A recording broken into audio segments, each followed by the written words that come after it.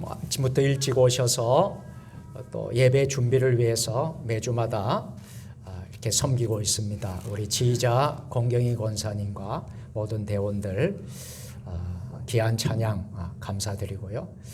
우리 찬양대가 가득 오늘 다 찼습니다. 지난주에는 절반밖에 나오질 못해서 그래도 하나님께 은혜롭게 찬양했는데 오늘 가득 찬 상태에서 모두 다 나와서 하나님을 찬양하니까 오늘 이 찬양이 더 참 풍성한 은혜가 있게 된 줄로 믿습니다. 우리 찬양 대원들에게 격려의 박수와 우리 하나님께 영광의 박수를 드리겠습니다. 감사합니다. 성경을 높이 드시고 우리의 믿음을 고백하겠습니다. 주의 말씀은 내 발에 등이요 내 길에 빛이니이다. 할렐루야. 믿음대로 될지어다. 믿음대로 될지어다. 믿음대로 될지어다. 아멘. 오늘은 주연절 후 넷째 주일입니다. 여러분 모두 지난 주간에 구정명절 잘 보내셨습니까? 우리가 지난 주일에 예수님의 공생애는 이방의 갈릴리에서라는 말씀을 지난 시간에 나누었고 그 전 시간에는 예수 덕후라는 복음 덕후라는 말씀을 나누었습니다. 우리가 언제나 예수님을 덕질하면서 복음의 덕후, 예수님의 덕후, 신앙의 전문가들이 되고 예수의 사람이 되고 복음의 사람이 되기를 원합니다. 그리고 우리 예수님께서는 공생에 하나님의 귀한 사역을 시작할 때 예수님은 이방의 갈릴리에서부터 시작했다. 아무도 주목하지 않는 땅, 메마른 땅, 소망이 없어 보이는 땅, 낮고 가난한 자들, 없는 자들, 그런 곳에서부터 하나님의 사역을 시작했다 하는 말씀을 지난 주일날 드렸습니다. 그래서 우리가 적어도 우리 그리스도인들은 예수님의 그 마음과 정신을 가지고 우리가 섬길 수 있기를 주의 이름으로 축복합니다. 자, 오늘은 미가서의 말씀을 통하여서 함께 은혜를 나누려고 합니다. 우리 미가서를 좀 알기 위해서는 오늘 본문 전체를 좀 전체적으로 이해를 할 필요가 있어요. 그래야지 미가서를 좀 더 우리가 알아듣기 쉽고 우리 마음에 잘 와닿게 될 것입니다. 미가서를 쓴 저자는 이름 그대로 미가 선지자입니다. 미가 선지자의 이름의 뜻은 누가 여호와 같으리오라는 뜻이에요. 그래서 미가라는 이름이 미가서에 나오겠지만은요, 다른 곳에서는 참 그 미가라는 이름을 찾기가 쉽지가 않습니다. 단지 나온다면 예레미야 1장 1절에 보면 잠깐 짧게 미가라는 이름이 소개되고 있어요. 이 미가는 예루살렘에서 서남쪽으로 약 40km 지점에 있는 작은 시골 마을에서 모레셋 출신이라는 점을 엿볼 수가 있습니다. 그리고 이곳은 옛 블레셋 5대 성읍 중에 하나였는데요. 가드 근처였기 때문에 이렇게 부르기도 했어요. 가드 모레셋이라고 불렀습니다. 미가의 부모님이 어떤 분인가, 또 조상이 어떤 조상인가라는 것은 언급을 하지 않아서 그는 아마도 이렇게 생각해 봅니다. 비천한 출신이구나. 아주 높은 그런 관리 고관의 그런 집안이 아니라 비천한 출신인 것으로 볼 수가 있겠어요. 그의 그러면 직업은 어떤 일을 했느냐? 예언 중에 보면 목자들의 생활 습관에 관한 언급이 자주 등장하기 때문에 그는 아마도 양을 치거나 이렇게 하는 목자였을 것이다 라고 우리는 볼 수가 있어요. 그래서 미가가 활동하던 이 시대는 7세기입니다. 그래서 7세기 선지자라고 부르지요. 그래서 남유다에는 여러 왕들이 있었는데 요담, 아하스 그리고 히스기야 이 세 왕을 이제 거치면서 활동했던 선지자. 그래서 선지자로의 활동을 몇 년 정도 했느냐 하면 60년 동안 요담 왕 때, 아하스 왕 때, 히스기야 왕 이 세 왕에 걸쳐서 그렇게 사역을 했던 선지자가 누구요? 바로 미가 선지자, 오늘의 선지자입니다. 그런데 사실 그 시대적인 환경과 상황은 어땠습니까? 자, 북이스라엘의 여로보암 2세와 남유다의 왕 우시아 시대에는 정치적으로 경제적으로 많은 부흥을 일으켰어요. 그 이유는 팔레스타인 북방에 신흥 세력으로 일어났던 아람 군대가 점점 약해졌기 때문에, 그리고 저들이 약해지고 물러갔기 때문에 일시적으로 남유다와 북이스라엘은 평화를 누릴 수가 있었어요. 그런데 이제 미가 선지자가 활동하던 그 시대에는요, 7세기죠. 정확하게 말하면 BC 한 735년 무렵에는 아수르의 디블랏 빌레셋이라는 왕이 세워졌는데요. 그 왕이 본격적으로 이제 남아 전책이라는 것을 펼칩니다. 그래서 남쪽으로 남북 이스라엘을 위협합니다. 그래서 그 위기가 위협에 휩싸일 수밖에 없어요. 강대국이 그렇게 위협을 합니다. 그러니 미가 시대에는 경제적으로 아마 힘들었을 거예요. 정치적으로 힘들었을 것입니다. 그래서 그 당시에 지도자들이요,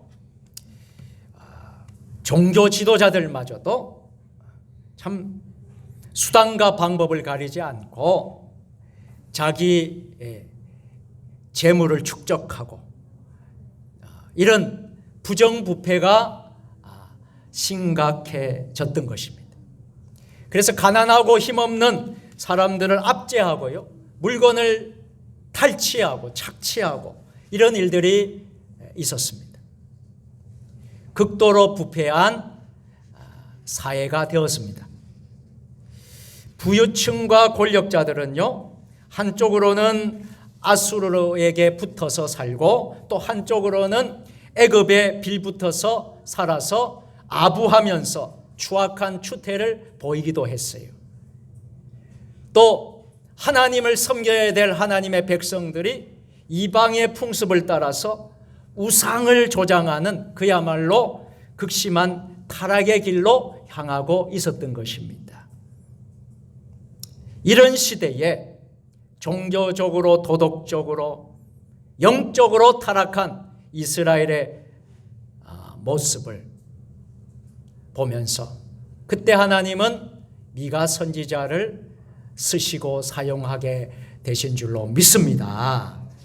이런 전반적인 분위기와 배경을 여러분들이 먼저 알고 나서 오늘 다시 본문으로 들어가서 설교를 여러분 들으시면 좋겠습니다. 오늘 미가서 말씀을 통해서 하나님의 변론에 대해서 함께 살펴보고자 합니다. 오늘 말씀은요, 미가 선지자의 세 편의 설교 중 마지막 세 번째 설교의 내용입니다. 앞선 설교와 마찬가지로 이스라엘 백성들의 죄악에 대해서 책망합니다. 그 죄로 인해서 하나님의 심판이 있을 것이라고 경고의 메시지를 전합니다. 다만 재판석상에서 볼 수 있는 판사와 피고 간의 변론 형식을 빌려서 오늘 말씀을 전해주고 있습니다. 이렇게 변론의 형식을 띈 이유는 이스라엘 백성들의 죄를 일방적으로 책망하는 것보다도 스스로 그 죄를 저들이 깨닫을 수 있도록, 회개할 수 있도록 기회를 주기 위함이에요. 하지만 어리석게도 그들은 깨달았습니까? 깨닫지를 못했습니까? 깨닫지를 못했어요. 불의한 행동에서 벗어나지를 못했던 것입니다. 오히려 그들은요, 형식적인 예배를 드렸다는 거예요. 형식적인 예배 행위를 통해서 하나님을 기쁘시게 할 수 있다라고 생각했습니다. 그런 그들에게 미가 선지자는 공의를 선포합니다. 인자를 선포합니다. 하나님과 겸손하게 동행하는 삶을 살아야 된다 하는 것을 오늘 말씀해 주고 있어요. 이러한 미가 선지자의 외침은 이스라엘 백성들에게만 해당되는 것이 아니라 오늘 저와 여러분들, 우리에게도 동일하게 적용되는 말씀인 줄 믿으시기를 바랍니다. 이 말씀이 우리에게 어떻게 적용될 수 있는가 하는 거예요. 어떠한 삶을 우리가 살아야 하는가 하는 것입니다. 오늘 우리가 이 미가서를 통하여서 오늘 본문에서 일어나고 있는 우리 사건들을 한번 우리가 살펴보아야 하겠습니다. 오늘 말씀은 이렇게 시작되고 있어요. 같이 읽어보실까요? 시작. 너희 여호와의 말씀을 들을지어다. 아멘. 너희는 여호와의 말씀을 들을지라. 너희는 여호와의 말씀을 들을지어다. 이 말씀은 이스라엘 백성이 반드시 들어야 할 말씀이라는 것을 강조하는 말씀이에요. 여러분, 오늘 이 자리에 그냥 온 것이 아닙니다. 여러분들이 하나님의 말씀을 들으러 오신 것입니다. 반드시 들어야 할 말씀을 여러분들이 들어야만 합니다. 이렇게 말씀을 시작하면서 자신들의 죄악에도 불구하고 돌아서지 않는 완고한 자들을 고발하는 형식으로 시작되고 있어요. 너희는 여호와의 말씀을 들을지어다.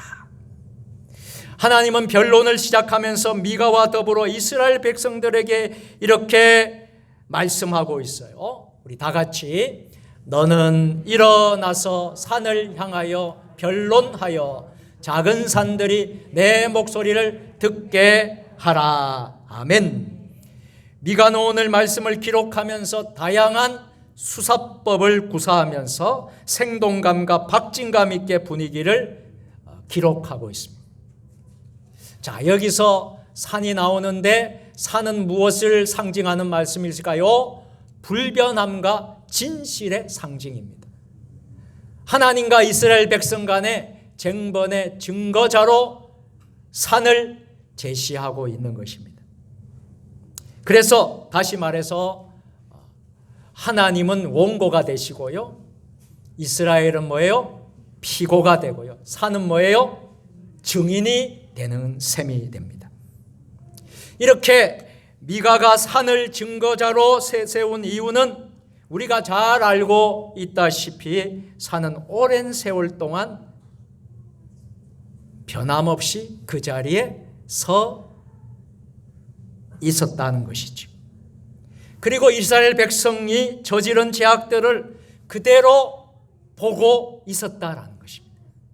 하나님이 이렇게 산을 증거자로 내세운 이유는 사람의 탈을 쓰고 하나님의 은혜와 사랑을 깨닫지 못할 뿐 아니라 자신들의 죄를 깨닫지 않는 어리석은 백성들에 대한 답답한 마음을 이렇게 표현하고 있는 것이에요.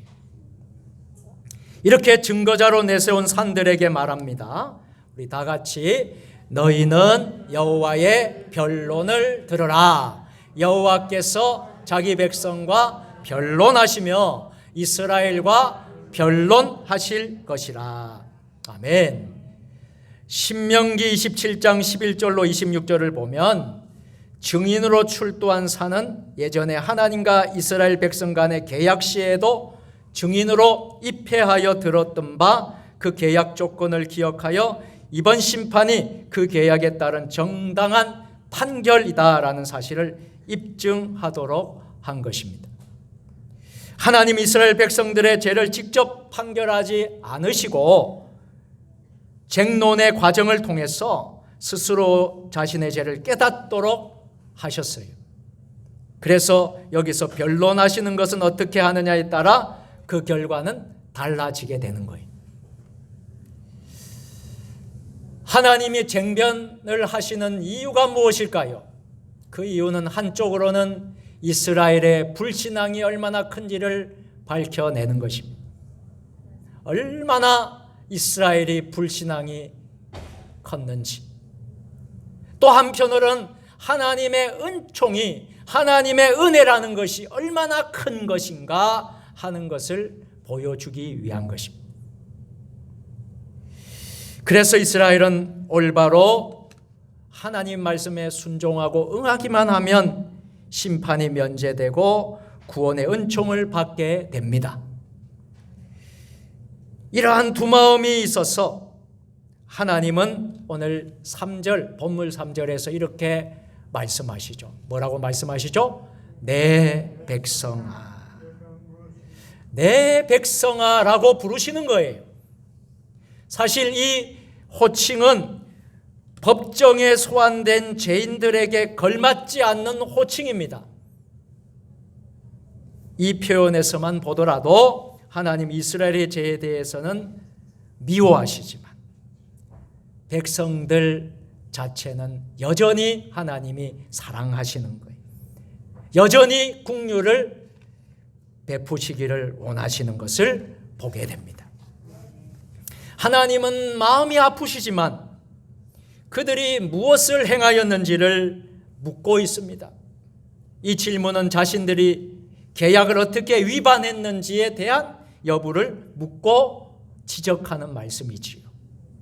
그리고 이어서 오늘 본문 4절과 5절에서 과거의 역사적인 사건들을 회상을 통해서 하나님의 은혜를 체험하지 못하고 있다는 사실을 구체적으로 실감이 나게 표현하고 있는 것이죠. 미가 선지자는 여전히 지금 백성들이 형식적인 예배 행위를 하고 있다는 것이죠.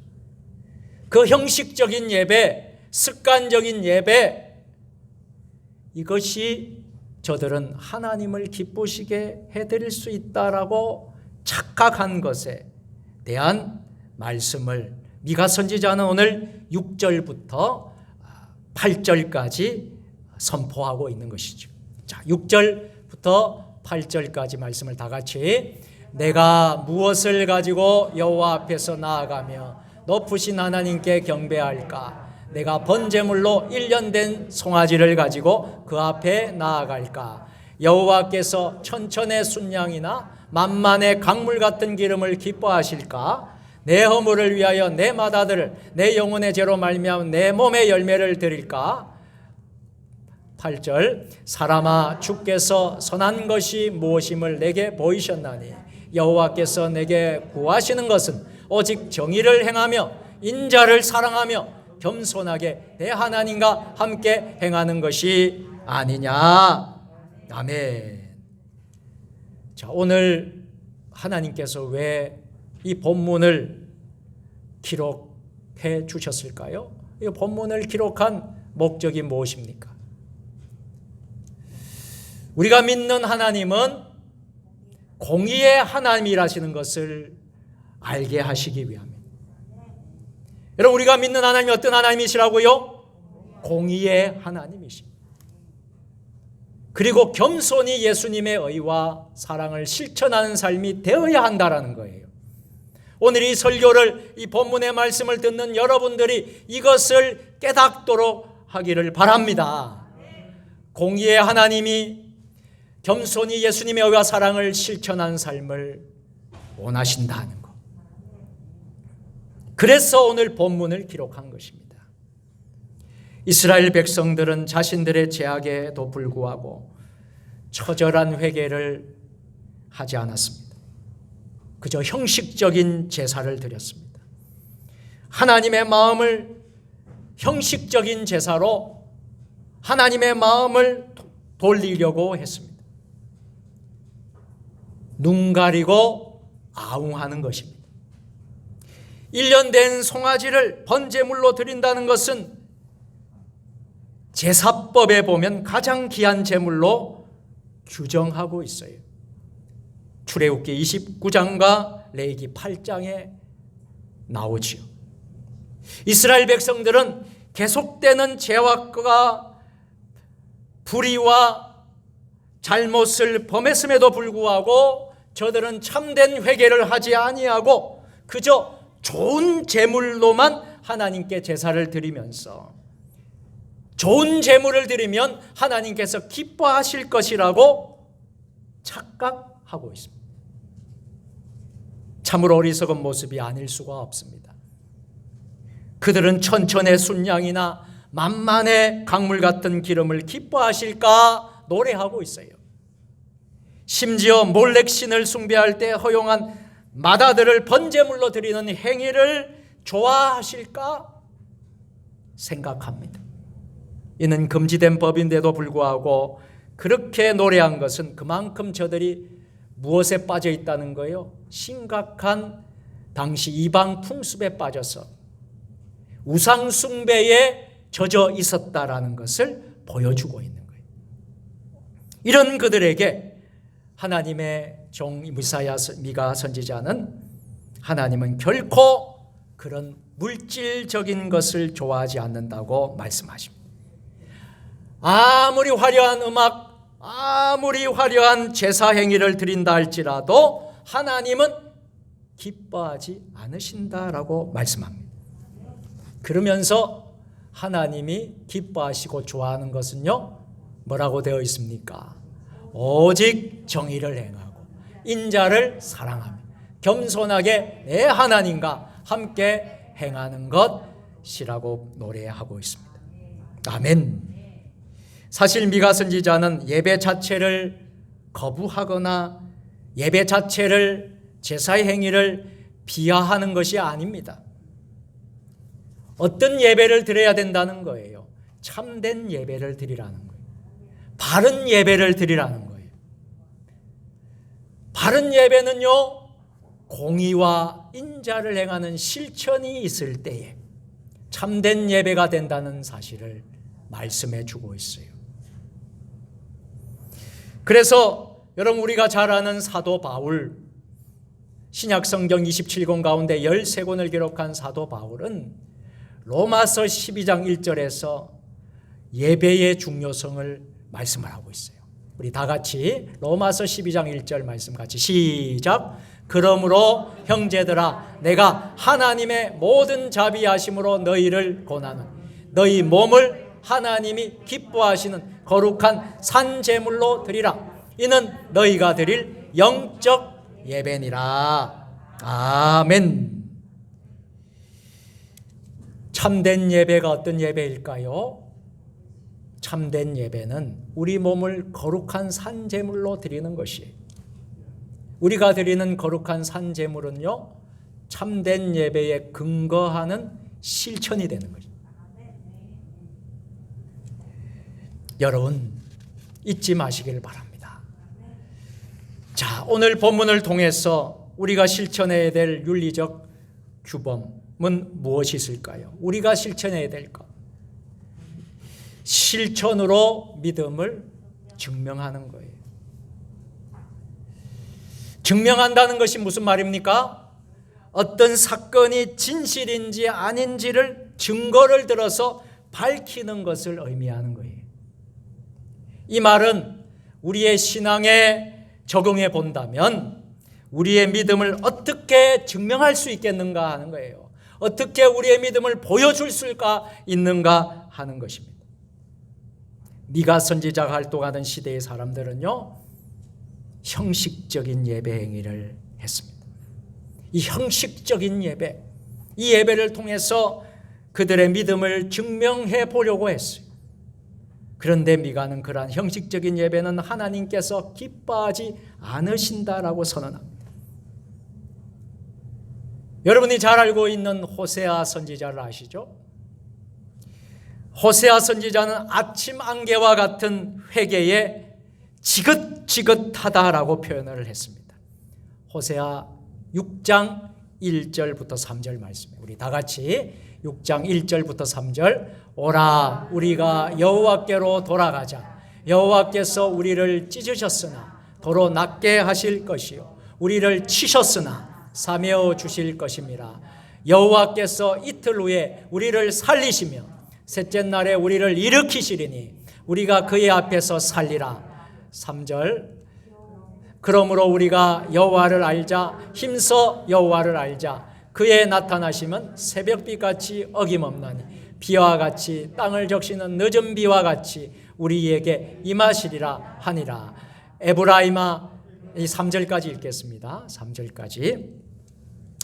이렇게 이스라엘 백성의 회개, 이 회개가 지긋지긋하다라고 말을 해요. 이스라엘 백성이 형식적인 회개.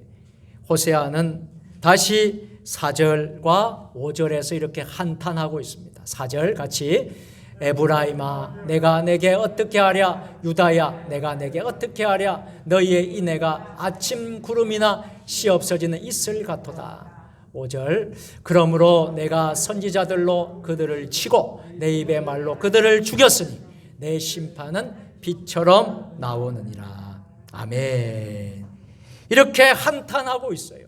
형식적인 제사, 형식적인 예배, 습관적인 예배와 제사, 하나님을 믿는다고 하지만 참된 예배를 드리지 않고 바른 예배를 드리지 않는 저들에게 이렇게 선포하고 있어요. 그러면서 하나님은 호세아 선지자 입을 통해서 이렇게 말씀하죠. 우리가 너무나 잘 아는 말씀이에요. 자, 6장 6절 말씀 다 같이 나는 인애를 원하고 제사를 원하지 아니하며 번제보다 하나님을 아는 것을 원하노라. 아멘. 이처럼 선지자들은 한결같이 형식적인 예배를, 형식적인 신앙생활에 대해서는 더 이상 희망이 없다라고 말을 하고 있습니다. 구원의 희망이 전혀 없다라고 말을 하고 있습니다. 그렇다면 어떻게 우리의 믿음을 보여줄 수 있을까요? 우리 한국교회가, 우리 세종주님의 교회가, 성도들이 어떻게 우리의 믿음을 보여줄 수 있겠습니까? 그것은 바로 우리가 바로 언약의 말씀을 기억하는 거예요. 언약의 말씀을 기억하는 것입니다. 우리 7절, 8절 말씀 같이 읽어보겠습니다. 시작. 여호와께서 천천의 순양이나 만만의 강물 같은 기름을 기뻐하실까? 내 허물을 위하여 내 맏아들을 내 영혼의 죄로 말미암아 내 몸의 열매를 드릴까? 사람아 주께서 선한 것이 무엇임을 내게 보이셨나니 여호와께서 내게 구하시는 것은 오직 정의를 행하며 인자를 사랑하며 겸손하게 내 하나님과 함께 동행하는 것이 아니냐. 아멘.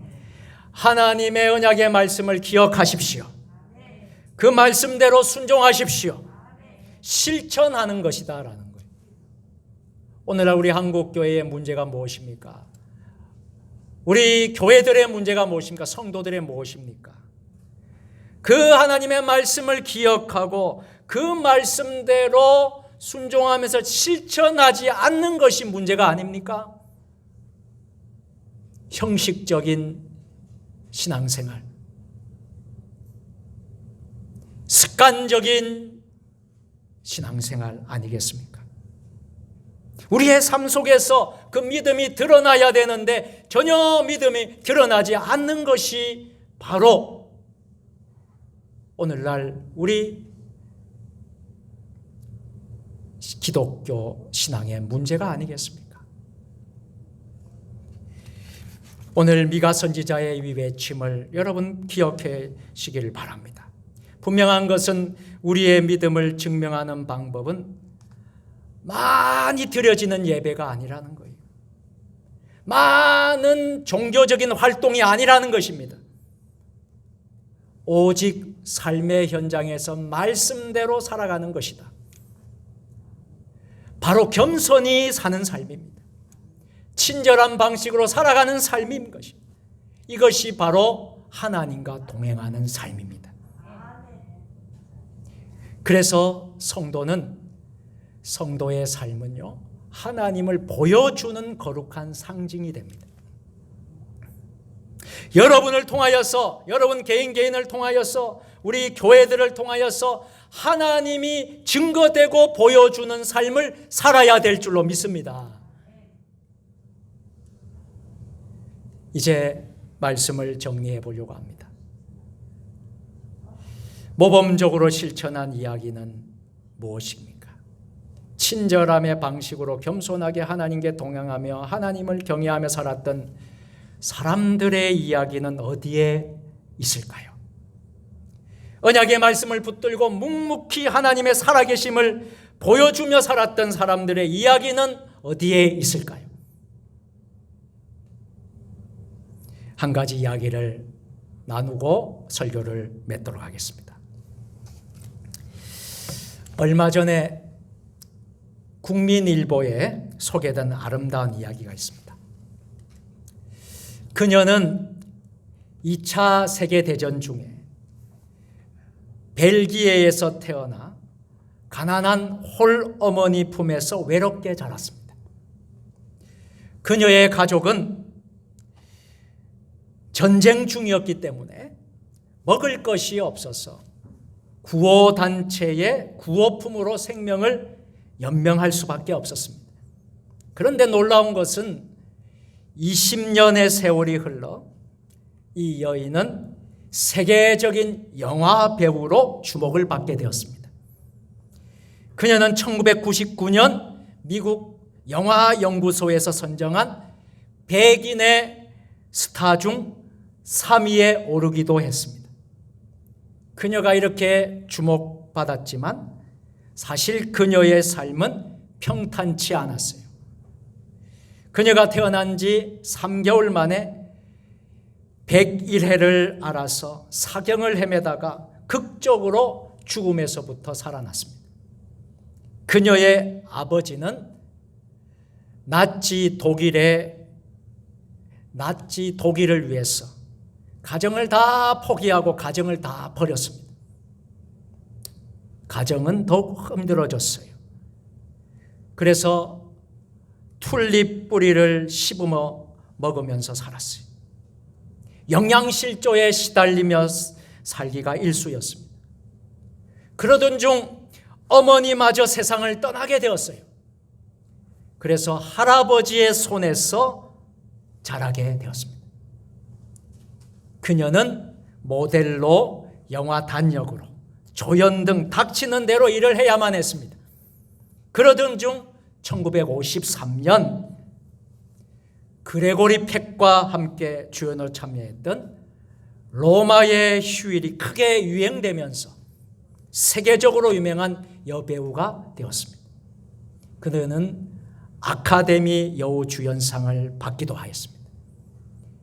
그녀는 헵번 스타일이라는 속컷의 헤어스타일로 유행시켰습니다. 그녀는 항상 아버지의 빈자리가 채워지지 않는 늘 한 부분이 되었지만 결국 아버지를 찾아가서 그 아버지를 용서하고 세상을 떠날 때까지 지극정성으로 보살폈어요. 그리고 그녀는 자신의 생명을 구해준 구호단체 유니세프 홍보대사로 활동하면서 평생 봉사의 삶에 헌신했습니다. 그녀는 굶주림과 영양실조와 질병으로 죽어가는 전 세계 어린아이들을 살려내는 일에 최선을 다했습니다. 그녀가 한 번은 소말리아에 방문하려고 할 때에 그녀는 이미 대장암 말기였습니다. 자기 때문에 소말리아 방문이 취소될까 봐 아무에게도 알리지 않고 진통제를 맞으면서 그 일정을 다 소화해냈습니다. 그리고 그녀는 이런 말을 남겼습니다. 아름다운 입술을 갖고 싶다면 친절한 말을 하라. 사랑스러운 눈을 갖고 싶다면 사람들에게 좋은 점을 보라. 날씬한 몸매를 갖고 싶다면 당신이 먹을 음식을 배고픈 사람과 나누라. 아름다운 머리끝을 갖고 싶다면 하루에 한 번 어린이가 손가락으로 너의 머리를 쓰다듬게 하라. 아름다운 몸매를 갖고 싶다면 결코 너 혼자 걷고 있지 않음을 명심하라. 당신이 더 나이가 들면 손이 두 개라는 걸 발견하게 될 것이다. 한 손은 당신 자신을 돕는 손이고 다른 한 손은 다른 사람을 돕는 손이다. 이 사람은 누군지 아십니까? 헵번 스타일을 세계적으로 유행시킨 오드리 헵번의 이야기입니다. 오드리 헵번은 자신이 한 말대로 다른 사람을 돕는 아름다운 삶을 살았어요. 그녀는 미모보다 명성보다 더 아름다운 삶으로 하나님을 증명하며 하나님을 보여주는 삶을 살았습니다. 사랑하는 성도 여러분, 오늘 우리는 미가 선지자의 말씀을 통해서 하나님 앞에서 형식적인 예배 생활이 결코 하나님을 기쁘시게 하는 모습이 아니라는 것을 확인했습니다.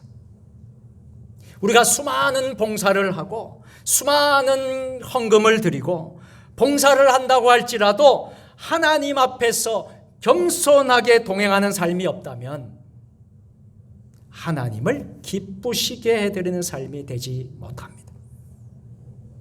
어쩌면 우리의 문제, 오늘의 문제가 이 형식적인 습관적인 신앙생활에 빠져 있는 것인지 모릅니다. 삶의 실천이 없이 그저 낭만처럼 신앙생활을 하는 모습에 젖어 있는지 모릅니다. 적당히 헌금하고 봉사하면 하나님께서 은혜를 주실 것이다 라고 착각하고 있는지 모릅니다. 우리가 적당히 회개하는 것처럼 보이면 우리 하나님께서 우리에게 은혜를 주실 것이라고 오해하고 있는지 모릅니다. 하지만 오늘 말씀은 분명히 말씀합니다. 실천이 없는 믿음은 결코 진정한 믿음이 아니다. 하나님과 동행하는 삶이 없는 예배는 아침 안개와 같은 예배에 불과한 것이다 말하는 것. 간절히 바라기는 오늘 주연절 후 넷째 주일을 보내면서 저와 여러분 모두가 하나님의 언약의 말씀을 기억하시고 그 말씀에 순종하시고 우리의 삶에서 우리의 믿음을 증명해 보이는, 믿음을 실천할 수 있는, 살아계신 하나님이 증거가 되는 이런 은혜가 있으시기를 우리 예수님의 이름으로 축원합니다. 아멘. 기도하겠습니다. 전능하신 하나님, 형식을 벗어버리고 진실함으로 우리를 부르시는 하나님, 하나님은 거짓이나 겉모술 수가 없이 진실함으로 우리를 이끌어 주시는 분이십니다. 그래서 하나님은 항상 거짓 없이 가장 좋은 것으로 함께해 주셨습니다. 그뿐만 아니라 하나님은 우리를 위해 아들 예수 그리스도를 보내주셨습니다. 그래서 오늘 우리는 하나님의 진실 안에 거하게 되었습니다. 간절히 바라기는 우리의 형식을 벗어버리게 하옵소서. 아침 안개와 같은 거짓된 입술을 벗어버리게 하옵소서. 진실함으로 예수님과 동행하는 삶이 되게 하옵소서. 겸손하게 친절함으로